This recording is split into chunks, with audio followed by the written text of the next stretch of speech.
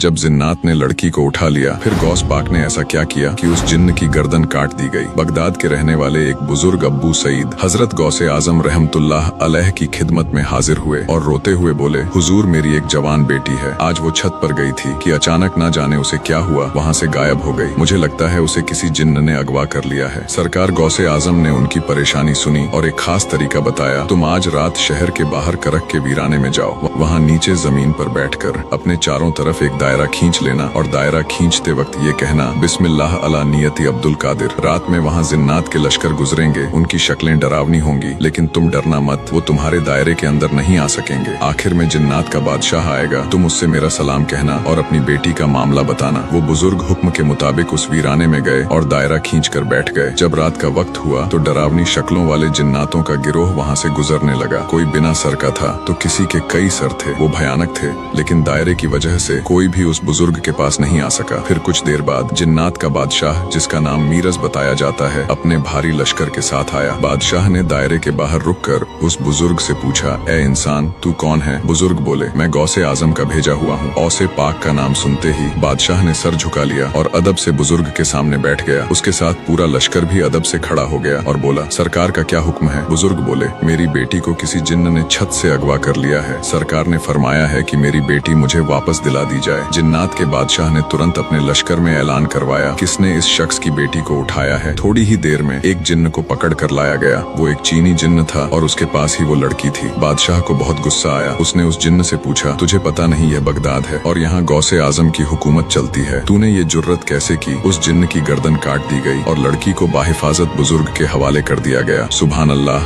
गौसे आजम का वो मर्तबा है जहाँ जिन्नात भी थर थर कांपते हैं। दोस्तों, अगर आप भी गौसे आजम के सच्चे दीवाने हैं तो दिल से लिखिए, या गौसे आजम।